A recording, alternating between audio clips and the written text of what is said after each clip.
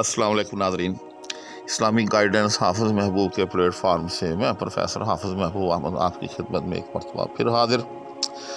آج میں آپ کے سامنے ایک ایسی چیز کا حل لے کر حاضر ہو رہا ہوں جس کا سامنا ہر اس شخص کو ہوتا ہے کہ جس کو عربی زبان کی جو ہے وہ کما حق ہو سوجھ بوجھ نہ ہو۔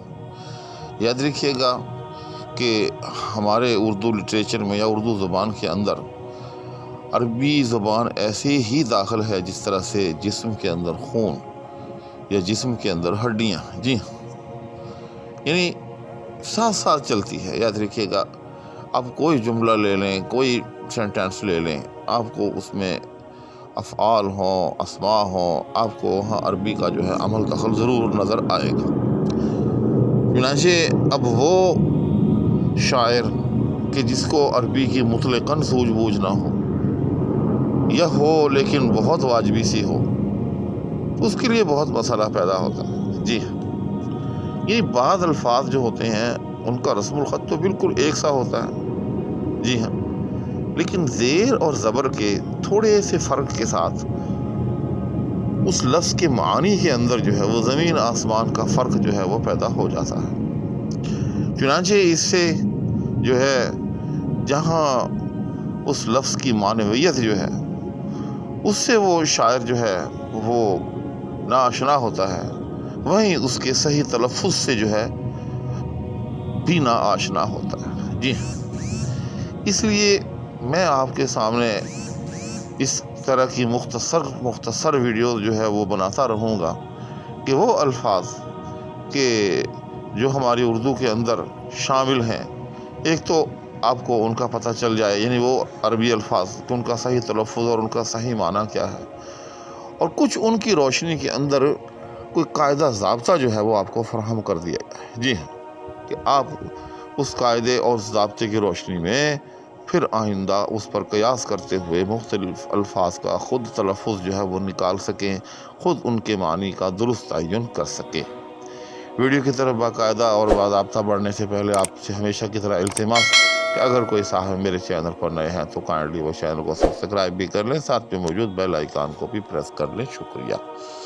تو آج میں نے جس لفظ کا انتخاب کیا ہے آپ کے لیے وہ لفظ ہے مخرج۔ جی اچھا، اب دیکھیں کہ یہ لفظ جو ہے مخرج، جی ہاں، اس کے 3 قسم کے تلفظ ہو سکتے ہیں، جی ہاں، اور تینوں کے معنی جو ہیں وہ آپس میں بالکل مختلف ہوں گے۔ یہیں سے میں آپ کو قاعدہ بھی بتاؤں گا۔ تو وہ 3 الفاظ کون کون سے ہو سکتے ہیں؟ مخرج، جی ہاں، یعنی ری کے نیچے زیر، یاد رکھیے گا، اور میم کے اوپر پیش۔ نمبر 2 مخرج، یعنی میم کے اوپر پیش اور رے کے اوپر زبر۔ جی ہاں، یعنی اس میں فرق صرف یہ ہے کہ پہلا جو میں نے بتایا مخرج ہے، رے کے نیچے زیر ہے، اور جو دوسرا بتایا وہ مخرج ہے، یعنی رے کے اوپر جو ہے وہ زبر ہے۔ تو پہلے تو ان 2 کا فرق سمجھیں۔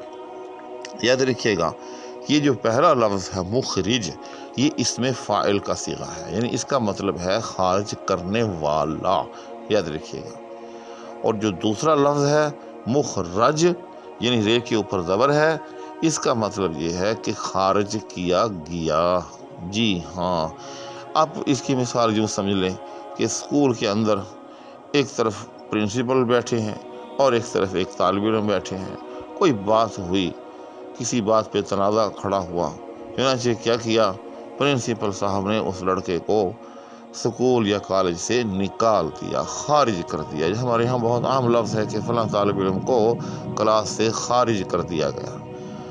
اب یاد رکھیے گا، اس کو یہاں سے سمجھ لیں آپ کہ وہ جو پرنسپل صاحب ہیں جنہوں نے خارج کیا ہے وہ ہیں مخرج، یاد رکھیے گا، یعنی پرنسپل کیا ہے؟ مخرج ہے، یہاں رے کے نیچے زیر آئے گی، اور وہ جو طالب علم ہے جس کو خارج کیا گیا ہے وہ ہے مخرج، ہاں جی، یعنی وہ مفعول ہے۔ تو پہلا صیغہ جو ہے مخرج جو ہے یہ اس میں فاعل کا صیغہ ہے، یعنی نکالنے والا، اور جو دوسرا ہے مخرج وہ کیا ہے؟ اس میں مفعول کا صیغہ ہے، یعنی خارج کیا گیا۔ تو یہاں سے آپ جو ہے قاعدہ اور ایک ضابطہ ہمیشہ کے لیے سمجھ لیں کہ جہاں بھی اس قسم کے الفاظ ہوں گے جیسے مدخل، مسکن، ٹھیک ہے، تو جہاں بھی تیسرے لفظ کے نیچے زیر ہوگی وہ فاعل ہوگا. جی ہاں، جیسے مدخل داخل کرنے والا، مدخل، جہاں بھی تیسرے لفظ کے اوپر زبر ہوگی وہ مفعول ہوگا. تو مدخل داخل کرنے والا، مدخل جسے داخل کیا گیا اسکول کالج کے اندر. اسی طرح سے آپ مثال اس کی بھی لے لیں. ٹھیک، تو یہ ایک ضابطہ آپ سمجھ لیں، یعنی تیسرے لفظ کے نیچے اس قسم کے جو الفاظ ہیں ملتے جلتے، اگر تیسرے حرف کے نیچے اگر زیر ہوگی تو وہ فاعل ہوگا. جی ہاں، وہ کام کرنے والا ہوگا. اور اگر تیسرے حرف کے اوپر زبر ہوگی تو وہ مفعول ہوگا، یعنی اس کے ساتھ وہ عمل جو ہے وہ کیا گیا ہے. اچھا، یہاں ایک اور لفظ بھی ہے، یہ جیسے میں نے شروع میں کہا تھا کہ اس کے 3 الفاظ بنتے ہیں. وہ کیا ہے؟ مخرج.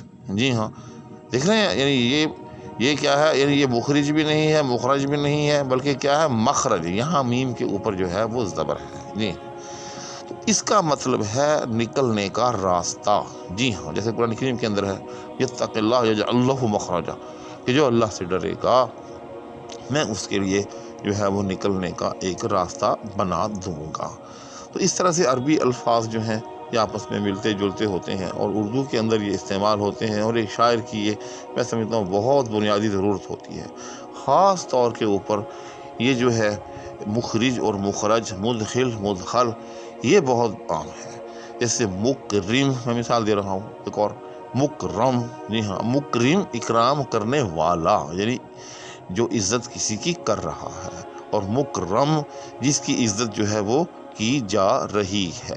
جی ہاں، اس طرح سے بہت سے الفاظ جو ہیں آپ بنا سکتے ہیں. تو یہ ساتھ ساتھ میں آپ کو انشاءاللہ العزیز یہ بھی بتاتا رہوں گا. امید ہے کہ آپ کی اس مختصر سے ویڈیو سے بھی کسی نہ کسی حد تک جو ہے آپ کی معلومات میں اضافہ ہوا ہوگا. اس التماس کے ساتھ کہ فقیر کو دعاؤں میں یاد رکھیے گا، نیز اپنا بھی خیال رکھیے گا.